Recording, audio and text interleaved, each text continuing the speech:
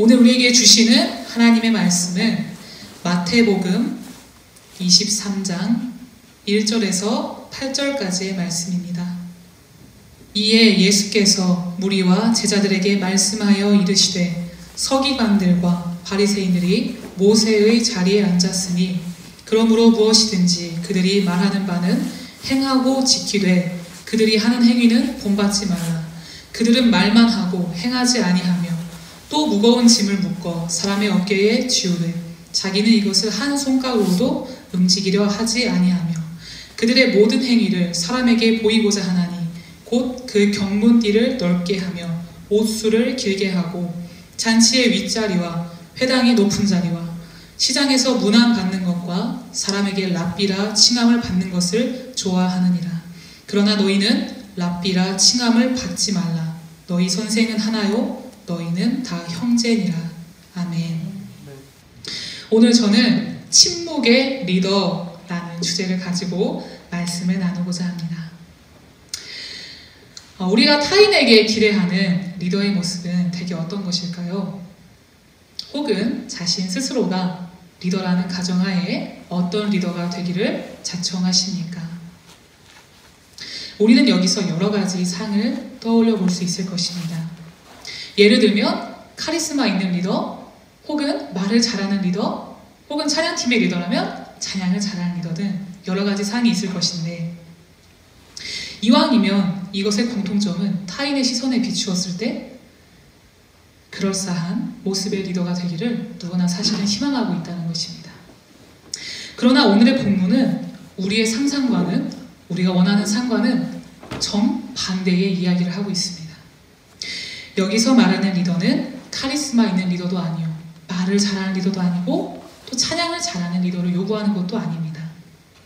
그것은 바로 리더라 즉 지도자라 칭함을 받는 것을 스스로 금하는 삶을 살아가는 바로 침묵의 리더입니다.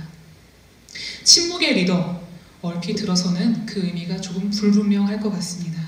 본문을 통해서 리더가 가져야 할 참 모습에 대하여 좀 더 살펴보도록 하겠습니다. 마태복음 23장에는 예수님께서 싫어하시고 또 책망하시는 6가지의 리더의 모습이 나와 있습니다.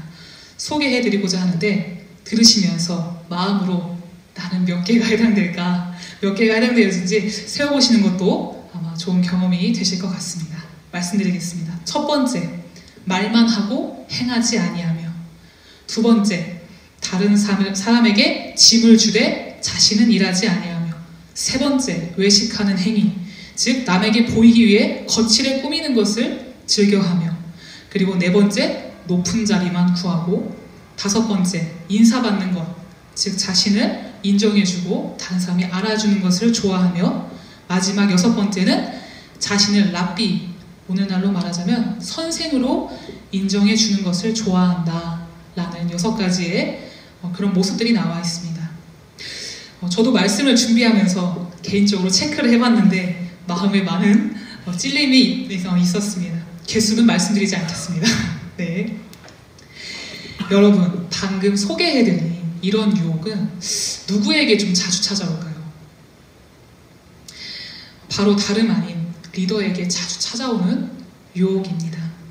예를 들면 누군가를 지도하고 가르치는 위치에 서시는 우리 전도사님들에게도 얼마든지 찾아올 수 있는 유혹이라는 것입니다. 말만 하고 행하지 아니하는 것은 내가 한 말에 대해서 책임지지 못한다는 의미가 되겠습니다. 다른 사람에게 짐을 주되 자신은 일하지 아니하는 것은 얼마든지 우리는 일하지 않고 성도님들에게 혹은 다른 교우나 학우들에게 일을 전가해버릴 수 있는 게으름을 피울 수 있다는 것입니다. 남에게 보이기 위해 거칠애를 꾸미는 것은 결국 타인으로부터 인정받기 위한 나약함에 불과합니다. 높은 자리만 구하는 것은 그 자리에 앉아야만 낮은 자리에 있는 사람들을 나의 마음대로 휘두를 수 있는 그것을, 그 교만의 봄을 선점하겠다라는 것입니다. 인사받기 좋아하는 것은 인사받는 것으로부터 오는 내 지위, 즉 높은 자리에 있는 것 같은 그 느낌이 아마 좋아서 그럴 것입니다. 마지막으로 선생으로 인정해준다는 것은 내가 뭔가 그럴 만한 영향력이 있는 사람이라는 사실이 꽤 만족스러워서 일 것입니다. 이렇게 열을 올리면서 제가 말씀드릴 수 있는 것은 바로 저라는 사람도 그랬기 때문입니다. 또 앞으로도 이런 유혹에서 저 또한 결코 자유할 수 없을 것입니다.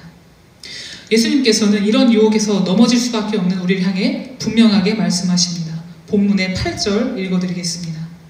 그러나 너희는 랍비라 칭함을 받지 말라. 그리고 이어서 본문은 아니지만 10절도 제가 읽어드리겠습니다. 또한 지도자라 칭함을 받지 말라. 아멘. 예수님께서 생각하시는 리더는 바로 이런 리더입니다. 누가 봐도 참 랍비이고 누가 봐도 참 선생인데 그 칭호를 거부하는 사람. 그리고 누가 봐도 지도자인데 지도자라는 칭호를 거부하는 사람입니다. 바로 자신의 지위에 대해 침묵할 줄 아는 리더를 예수님께서 원하신다는 것입니다. 지금 우리가 갖고 있는 지위, 즉 어떤 신학생이나 혹은 간사, 혹은 전도사라는 타이틀은 우리에게 리더라는 그럴싸한 느낌을 충분히 줄 수 있을 거라고 생각합니다. 뿐만 아니라 교회의 구성원들 중 구역장이나 어떤 리더를 맡고 있는 사람들에게도 사실 이것은 공통된 내용입니다. 때로는 사역을 통해서 사람들의 인정도 받고 싶을 것입니다. 그러나 여러분, 우리는 이 유혹을 단호히 거절할 수 있어야 하겠습니다. 10절입니다. 지도자는 한 분이시니 곧 그리스도시니라. 아멘. 여러분, 우리는 지도자가 아닙니다. 설령 그것을 원한다고 해도 흉내만 낼 수 있을 뿐 진정한 지도자가 아닙니다. 예수님께서는 우리가 지도자 흉내를 내는 것을 결코 칭찬하지 않으십니다. 왜냐하면 10절에 너희의 아버지는 한 분이시니 곧 하늘에 계신 이시니라 고 쓰여있기 때문입니다. 여기서 나오는 아버지라는 뜻은 혈육의 아버지를 말하는 것이 아니라 당시 랍비라 칭함을 받던 사람들이 아버지만큼 존경을 받았기 때문에 그렇게 불려졌습니다. 그들을 아버지라고 불렀다는 것입니다.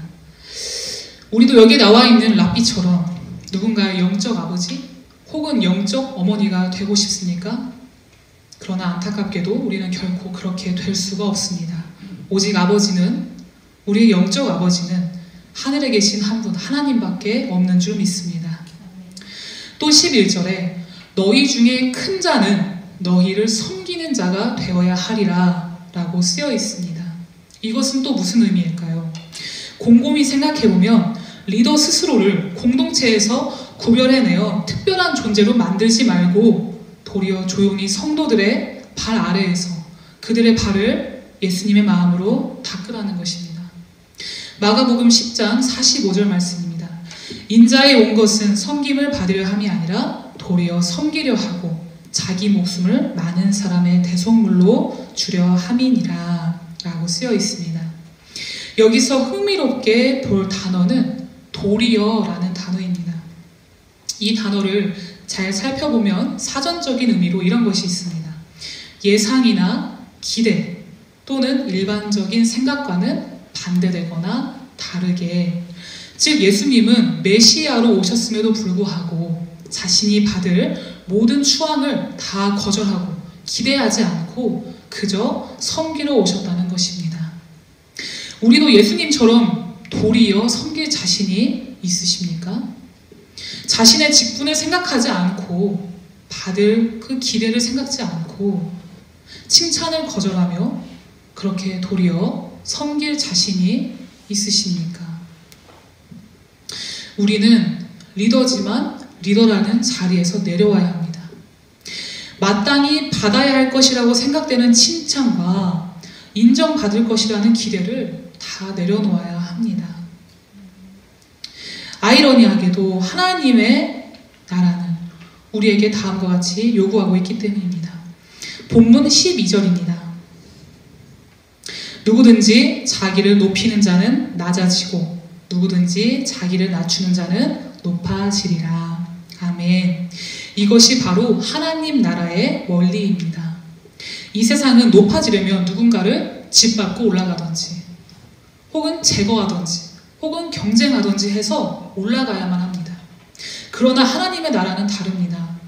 내가 계속해서 낮아지고자 할 때 또 내가 받아야만 마땅하다고 여기는 그 영광들을 다 하나님께 올려드리고 그것을 다 내려놓고 그럴 때 내가 함께 높아지는 것입니다. 여러분, 오늘날 SNS를 통해서 소통하며 영감을 주고 누군가에게 도전이 될 수 있는 선한 사역들이 많이 일어나고 있습니다. 물론 우리 히스웨이나 고베라 사역도 이런 큰 맥락에서 흐름을 같이 한다고 볼 수 있습니다. 다만 두렵고 떨리는 마음은 이 사역이 선생이라는 칭호를 듣게 될까봐 그것이 사실 두렵습니다. 정말 이 시대의 리더구나 라는 그 소리를 듣는 것이 한편으로 두렵습니다. 지금은 미미하지만 누군가에게는 대단해 보일 수 있는 이 사역이 제 스스로에게 자랑스러운 트로피처럼 그렇게 여겨질 것이 또 두렵습니다. 왜냐하면 이 사역 때문에 예수님께서 싫어하시는 랍비의 모습으로 제가 그렇게 변할까 걱정되기 때문입니다. 사랑하는 여러분, 리더 자리에 앉는 것을 자랑스럽게 여기지 마시고 도리어 두려워합시다. 어쩌면 예수님을 위해서 일한다고 하는 그 자리가 예수님이 가장 싫어하시는 자리가 될 수도 있기 때문입니다. 바리새인들도 물론 하나님을 사랑하고 하나님의 말씀을 사랑했습니다. 그러나 문제는 하나님을 사랑하는 것보다 하나님의 말씀을 잘 믿고 따라가는 자신의 모습에 심취해서 그렇게 변했다는 것입니다. 그리고 자신들의 모습을 보고 너무나 대단해요. 당신은 선생님이다 라고 말하는 그 사람들의 모습에 그 칭찬에 또 심취해서 그렇게 자신이 하나님보다 높아진 줄도 모르고 그렇게 교만해져 갔다는 것입니다. 여러분,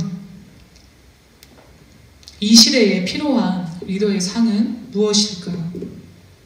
선생 노릇하는 리더가 아니라 바로 종이 되는 리더입니다. 종은 주인의 요구에 그저 순종할 따름입니다. 종은 굳은 일도 마다하지 않습니다. 종은 불평불만하지 않습니다. 주인보다 앞서서 집에 필요한 청소며 빨래며 필요한 것들을 그저 행할 뿐입니다.